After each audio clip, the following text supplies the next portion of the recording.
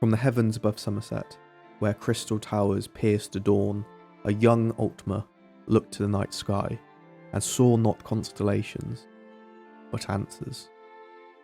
His name has been lost to time, whispered now only as the Starborn wizard, the child of Magnus's dream, and seeker of the cosmic truth that binds both gods and mortals. While others study magic for power, he studied the heavens for purpose. Each spark of light was a word, each constellation a phrase, and together they spoke of an awakening, of a time where the barrier between Aetherial and Nirn would waver, and those born under the stars would be called to act. Guided by visions, he turned his gaze north, to the frozen lands of Skyrim, where destiny awaited beneath auroras of blue and gold.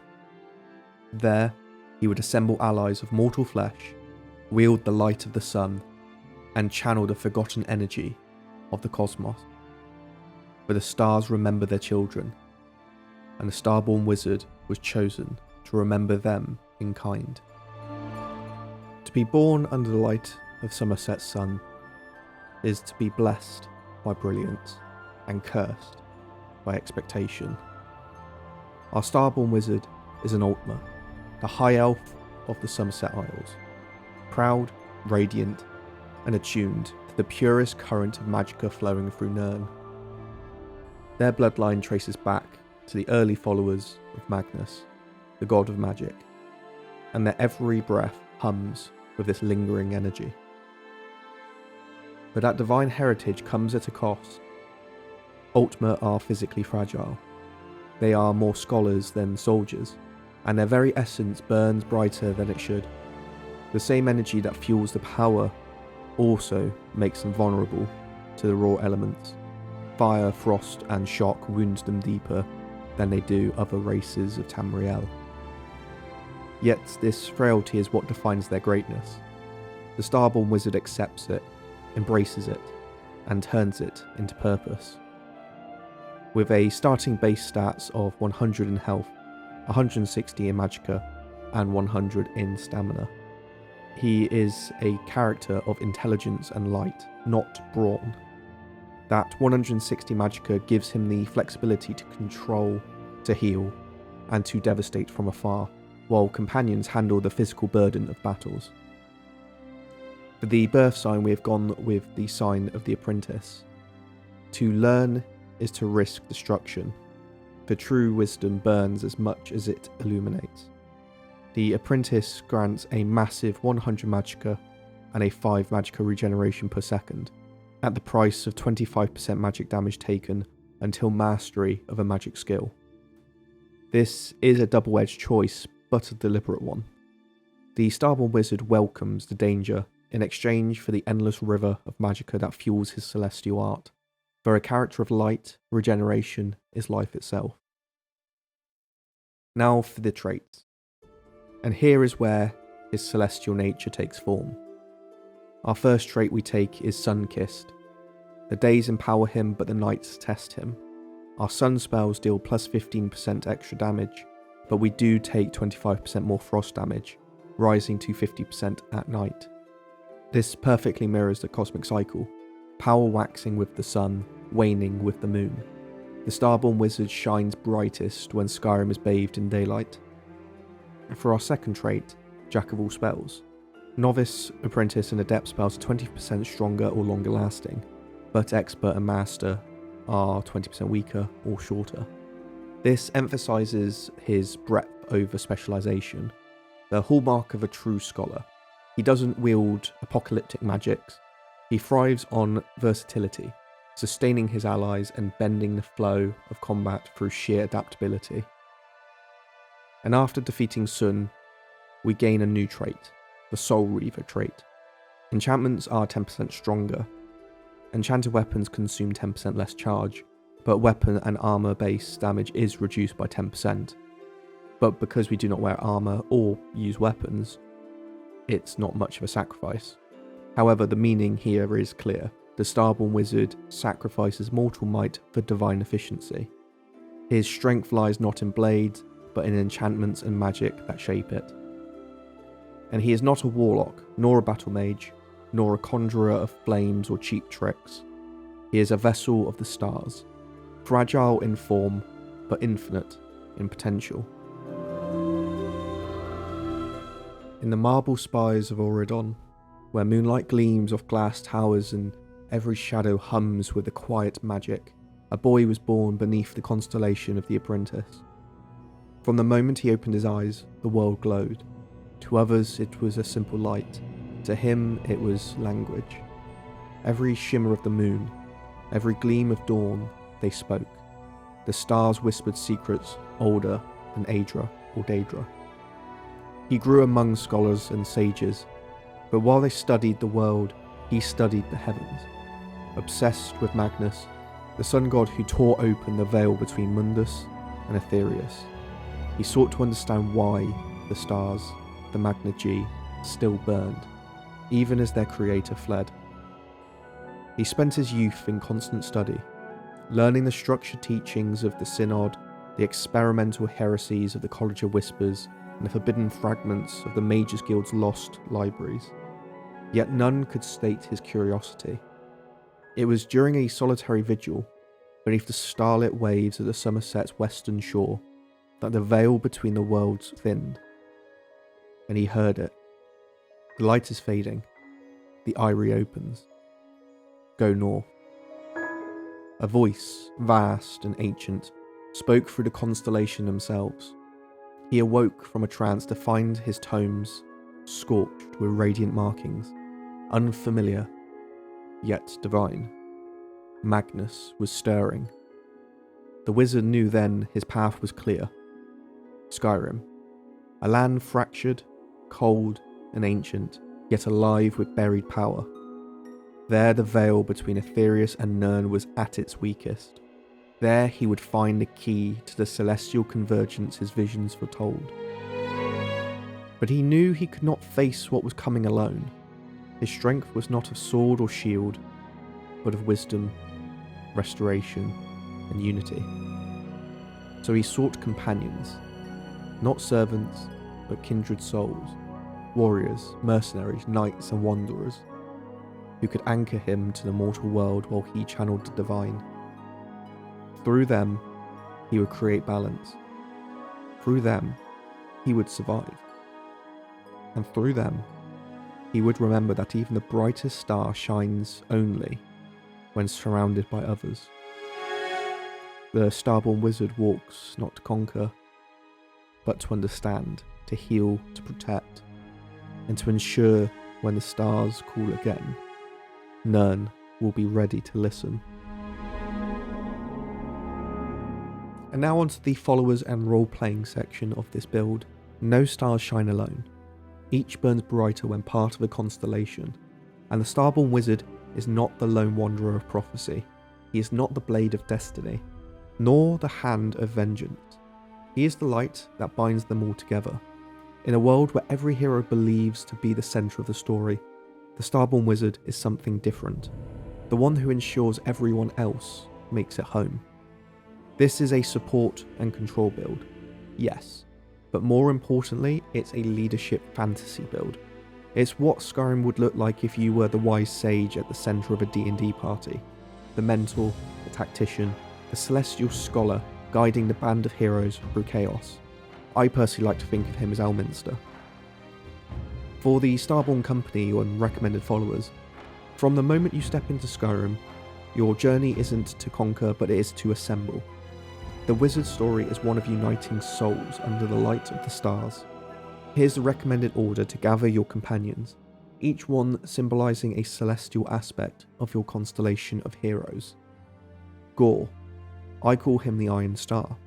We'll begin with Gore, a warrior forged by hardship, a tank-style follower who stands at the front lines. He represents endurance and loyalty. Gore anchors your party, absorbing the blows that would fell others. He's the first to test your healing and protection spells, your chance to master restoration whilst under fire. And next up is Janassa, the Shadow Star. From there, we'll travel to Whiterun and seek Janassa, a mercenary with sharp blades and sharper morals. Where Gore represents loyalty, Janassa embodies pragmatism. the harsh truth that sometimes light needs shadow to survive. She's fast, deadly, and benefits immensely from your greater fortify attributes and other target spells. Keep her buffed and she'll carve through enemies like the blade of night beneath the starlight. Now up next is Katana, the Dawn Star. Our next stop in the journey leads us north to Solitude, where we'll meet Katana, an assassin whose personal quest takes us deep into the moral greyness and redemption.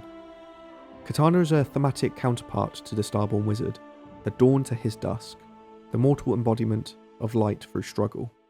Progressing her questline will eventually lead you to Markarth, where fate introduces another soul to your constellation. Remiel the Eventer, the Dreamer, is more than just a follower. She's a symbol of curiosity, innovation, and hope, and I call her the Tinkerer Star. She fits perfectly within the wizard's theme, a mortal who looks up at the stars not with fear, but with wonder. Together, you and Remiel embody the idea of magic, not as power, but as understanding. Use your enchantments to craft her improved gear. You're not just helping her fight, but you're helping her evolve. And next is Megara, the Solar Star. Eventually, during Katana's storyline, Megara will join your ranks. She's the fire to our starlight, raw, passionate and dangerous. She brings healing and power and requires control and support from ourselves. In her presence, you'll see the contrast between raw flame and celestial radiance. Together, you represent the dual nature of the starlight, creation and healing. And then for optional allies, for a additional flavour or variation, there is also Teldrin Sero from Ravenrock, the ash-wreathed blade of Morrowind, a scholar warrior with dry wit and deadly skill. And then the Welkanar Knight, representing divine guardianship, a symbol of ancient Altmer purity, reborn in the Fourth Era. Both integrate perfectly into our celestial fellowship. Now for role-playing. The Starborn Wizard is calm, patient, deliberate. He doesn't rush into violence. He doesn't seek fame. His strength lies in composure and compassion. But he's not naive. He's seen what happens when light blinds rather than guides. In dialogue, we are measured, thoughtful, altruistic. We are respectful, even towards his enemies, viewing them as misguided rather than evil. He doesn't hoard power, but he does share it, constantly crafting enchantments for allies, healing them and buffing them before battle. And when combat comes, he takes a step back, letting his companions form the vanguard while he manipulates the flow of battle through buffs, healing, and control. For our core roleplay concepts, we are not the Dragonborn of Destiny, but we are just a scholar who ensures destiny can happen. We study, not conquer. Every artifact, ruin, and mystery is another fragment of Magnus's grand design. And we believe in unity. Every companion, every race, every school of magic has purpose. We can bring them together as constellations bring together order in the night sky. And the Starborn's greatest victory is not measured in bodies or crowns, but in the lives that he saves, the allies he uplifts, and the light he leaves behind wherever he walks. The Starborn Wizard is a build that thrives on the mastery over the battlefield through restoration and alteration, mainly through control magic. You are not the sword, you are not the shield, but you are the force that binds them, the quiet luminescence guiding your companions through chaos. So let's break down exactly how to sculpt that power. For our skill priority system, first off is Restoration, the beating heart of this build. Restoration is a conduit between Aetherius and the mortal plane. It keeps your companions alive, cleanses corruption, and channels pure, celestial energy. You'll want to prioritize perks that enhance healing magnitude, magical regeneration, and respite, restoring stamina with every healing pulse. Improved healing and respite together allow you to become an endless fountain of vitality, letting your followers fight on even as their strength wanes. I'd also say that getting the sun magic perks is also great here, so you can deal damage with this build. Restoration also unlocks your powerful god tier buffs, god form, and greater fortify attributes. These are essential for both survival and maintaining the feeling of divine empowerment. Next is Alteration, the armour of the mind. Flesh spells from oak flesh all the way up to ebony flesh will be your defensive backbone. The improved flesh and stability perks extend both duration and strength, giving you permanent protection if you maintain your spell rotation. Alteration also provides powerful utility spells like Tharn's Cage or Gravity Diamond to immobilise your foes. Your way of controlling the field while your allies strike. And remember, the Meta Magic perk is a must.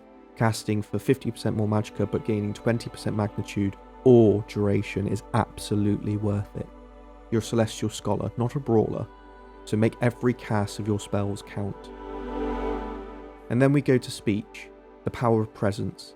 We're raising speech to 75. This isn't for bartering, but it is for influence. A true Starborn wizard doesn't demand loyalty, but he inspires it. With a high speech, we'll find unique dialogues, but also better companion interactions and improved buffs with our recruits. All tying perfectly into the narrative of a leader among legends. And next as well is the Wayfarer, the survivalist spirit. We're going to increase this to 60 for environmental resistances and other improvements for our followers. And while this is not a wilderness build, it is pivotal to take to ensure that our party does not crumble under the elements. And next up is finesse, control under the pressure, again taking this only up to 60. Finesse represents the agility of mind and body, essential for our unarmed spell casting and giving us that extra armor buff and other benefits. And lastly, enchanting, the final frontier for this build. As we progress, our understanding of celestial energies manifests in our craft. The Soul Reaver trait synergizes beautifully here, giving our enchantments plus 10% strength and a 10% reduced charge usage on weapons. This lets us craft unique artifacts for our companions, enchanted armor, reforged weapons, and divine celestial amulets, effectively turning our party into extensions of our will. And to recap for our core perks and magical synergy, within the restoration tree, we'll be going for improved healing and respite to boost our baseline restoration power, as well as healing stamina with every single cast, essential for our follower sustain. Scorching Light, which allows us to turn our sun spells into dual purpose tools, half damage to the living, but devastating to undead. And then Master Restoration for Godform, where we can get passive magical regeneration. And then to the alteration tree, stability for long duration on all spells, Metamagical Thesis for a reducing magicka cost and increasing efficiency, and Metamagical Empowerment to add 10% power across our entire schools of magic. And then obviously along with the spells that we'll be taking is Thrawn's Cage and Gravity Diamond for the crowd control and immobilization, essential for keeping our allies safe. So let's talk about our spell packages. So with Restoration, we'll want to get Healing Hands as soon as possible, and then go up to Grand Healing for ally sustain. And then we'll be getting God Form and Greater Fortify attributes for self buffs and follower buffs as well. Then we'll be going for Sunray and Scorching Light for the offensive radiance. I would also like to note that Celestial Rays and Starburst is also fantastic, but it does pale in comparison to Sunray. We'll also be getting Tree Rings for that extra survivability. All of this will be cast with Akato's Recital, which leads us on into Alteration. We'll be getting Flesh Spells, always active during any combat, and also being able to cast these on our followers. We'll also be taking Sopha's Maelstrom to weaken the magical bonds between our enemies, allowing ourselves to cast more potent magic, and any of our mage followers as well to deal more damage. And then obviously for the utility side of things, Akato's Recital is an automatic trigger which buffs us with God Form, Greater Fortify attributes and Tree Rings at the start of every encounter. And like I said, Celestial Rays, it is primarily aesthetic, but it does add flavour and cinematic flair to battles. I just wish it was stronger. So the build philosophy, every perk and spell and stat investment in this build feeds one idea. The Starborn Wizard does not destroy, he directs. You are the guiding star at the centre of your party's orbit. You heal, you shield, you amplify, and when needed, you strike with the light forged in Aetherial itself. Your strength lies not in dominance but in symmetry.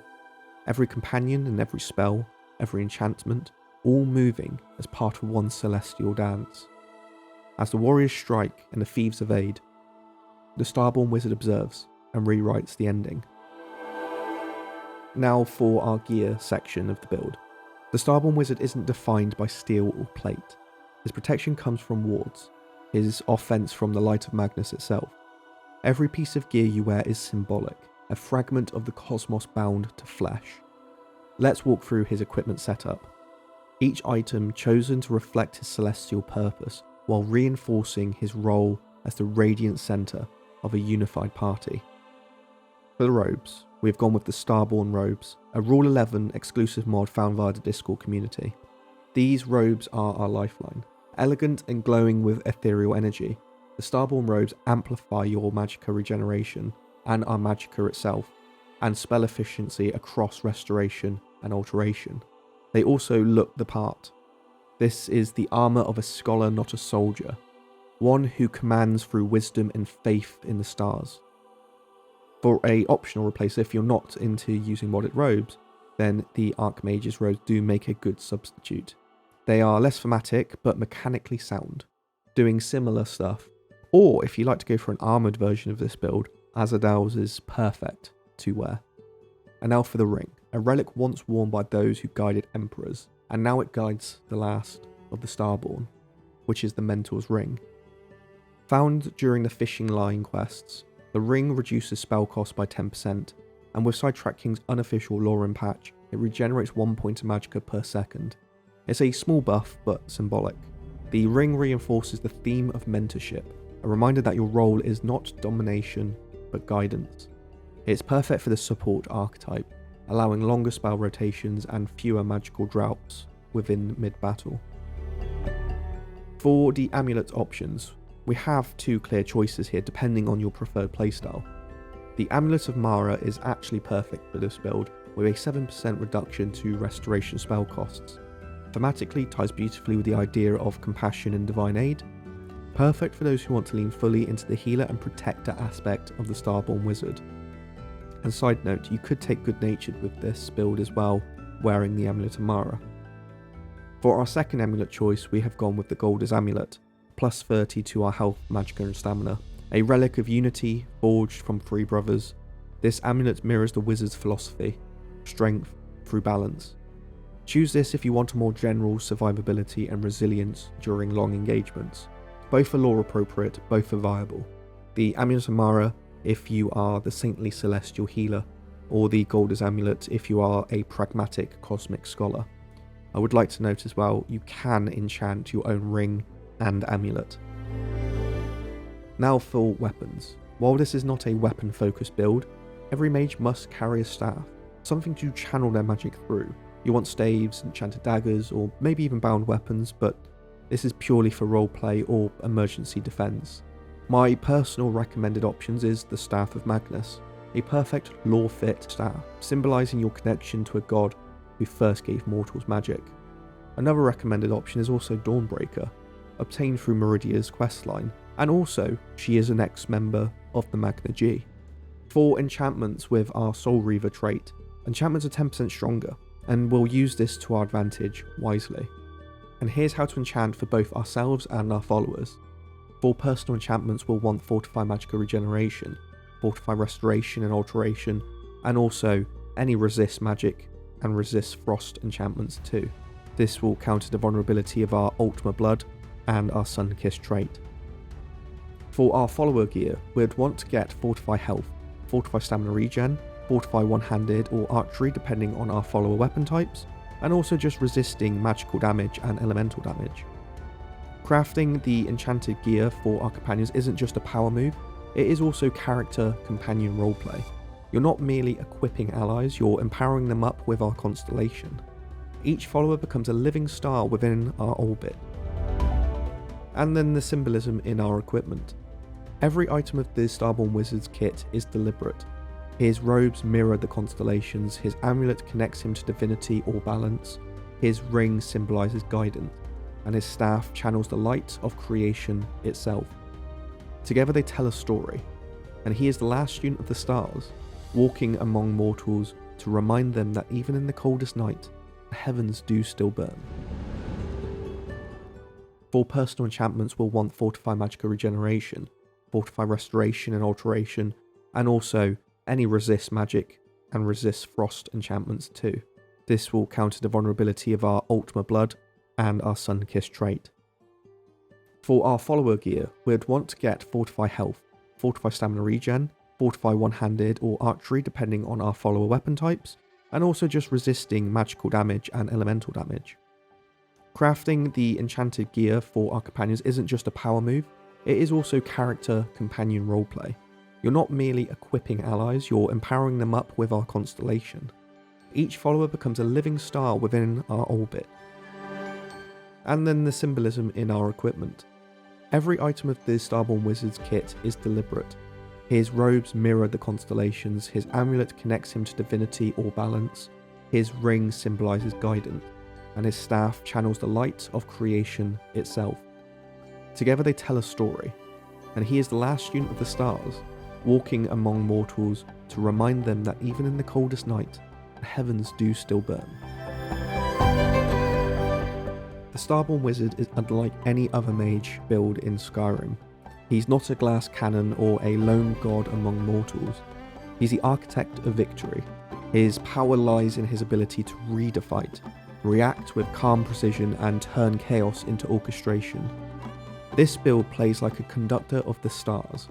You decide the tempo of the battle, when to advance, when to heal, and when to unleash brilliance. For the preparation, our celestial ritual, before every major encounter, the Starborn Wizard prepares with ceremony. Your spells aren't just utilities, they're invocations, small prayers to Magnus himself.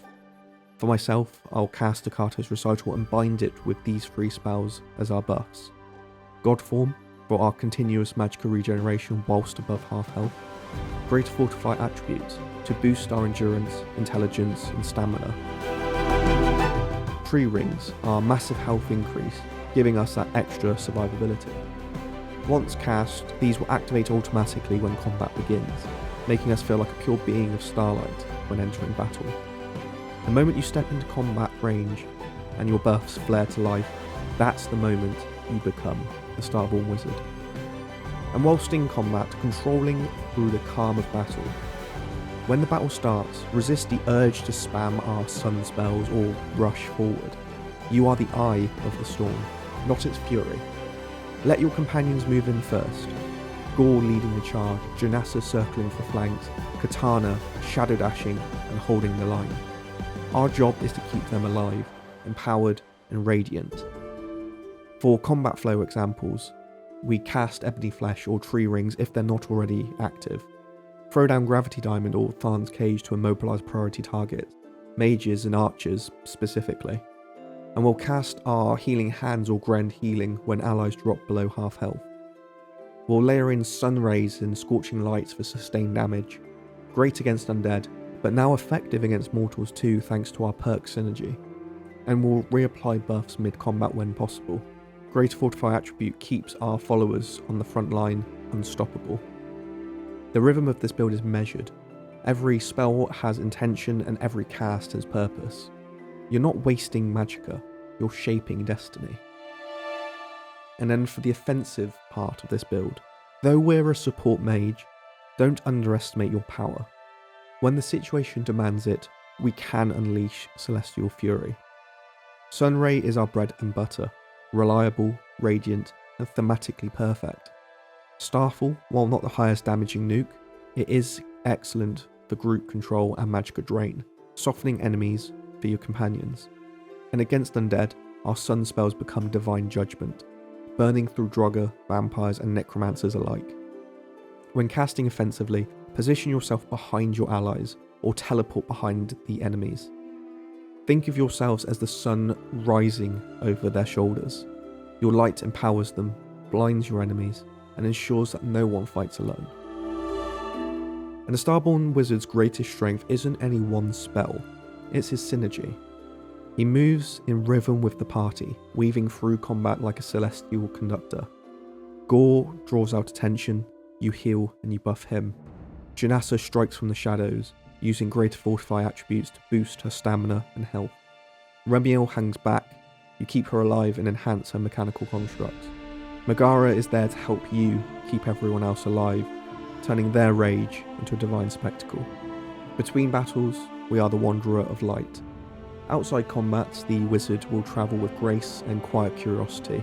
He takes his time to talk to his followers, share knowledge, study ruins, collects books not for gold but for wisdom, filling his satchel with tomes of stars, scrolls of Magnus, and fragments of the orrery secrets. When you travel as him, walk slowly, stop and look at the night sky and the auroras, read the constellations over the throat of the world, because this build isn't just about gameplay, it's about embodying the sense of cosmic purpose. We're not just another adventurer in Lorerim, we're a pilgrim of the stars, walking the line between divinity and morality. And so the Starborn wizard is not a warrior born of vengeance or pride. He is a scholar, a healer, and a seer, walking the frozen roads of Skyrim beneath the constellations, older than the gods themselves. In a world of blood and dragons, his greatest strength is understanding. His power is measured not by destruction, but by connection. Every follower he saves, every ally he uplifts, every flame of hope he rekindles, adds another spark to the endless void above. He is the reminder that magic is not chaos, it's balance. That knowledge is not a burden, it's light. And even the smallest mortal can reflect the brilliance of the stars. They only choose to look upward. For when the night grows cold, and the world grows dark, it is not the fire we seek, but the starlight that guides us home. And thus, the tale of the Starborn wizard joins the tapestry of our Lorerim heroes. If you want to wield the celestial magic yourself, you'll find everything you need, perk trees, equipment and mod links in the video description below.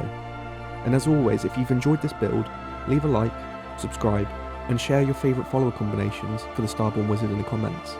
Would you run him as a serene scholar of Magnus, or as an unhinged ethereal archmage lost to the cosmic madness? Until next time, farewell, and I'll see you in the next video. Peace out, and may Magnus watch over your path.